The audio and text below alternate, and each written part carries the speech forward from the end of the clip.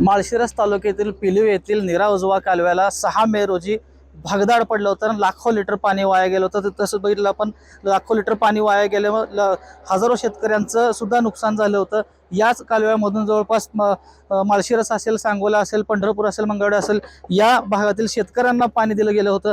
परंतु 6 मे रोजी जो फुटलेलं भगदाड होतं ते आता नीरा उजवा कालव्याचं जे भगदाड होतं ते पडल्यानंतर तात्काळ याचं काम सुरू केलं होतं. दीपक इन्फ्रास्ट्रक्चर या कंपनीनं काम हाती घेतल्यानंतर जवळपास 14 ते 15 दिवसातच काम खरं तर पूर्ण केल्यामुळे आता शेतकऱ्यांमधून आता पाणी या कालव्यामधून सुरुवात झाली आहे.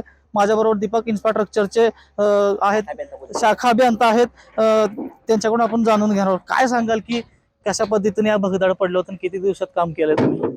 साधारणतः 6 तारखेला 6 मे 2025 रोजी पहाटे 4:30च्या सुमारास मोठं भगदाड पडून नीरा उजवा कालव्यातील पाणी पिलीवाड्यामध्ये वाहून गेलं होतं. त्यानंतर 3 तासात ते संबंधित दीपक इन्फ्रास्ट्रक्चर जे कंपनी आहे त्याची मशिनरी इथं पोहोचली आणि आज 12वा दिवस आहे काम चालू होऊन.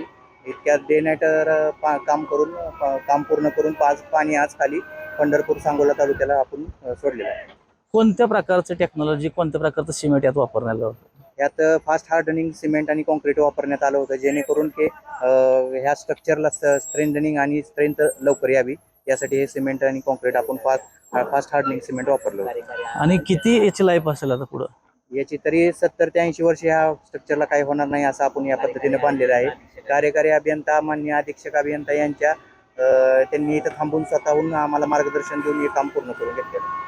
नक्कीच आपण पाहिलं तर ब्रिटिशकालीन जो बंधारा 6 मे रोजी फुटला होता त्याचा आता प्रगतीपथावर काम पूर्ण करून सांगोला असेल, मंगळवेढा असेल, माळशिरस असेल, या तालुक्यातील शेतकऱ्यांना आता पाणी मिळालेलं आहे आणि जो बंधारा 15 दिवसात आता फुटलेला होता तो आता पूर्ण करण्यात आला आपल्याला पाहायला मिळतोय. माऊली डांगे, पुढारी न्यूज, माळशिरस.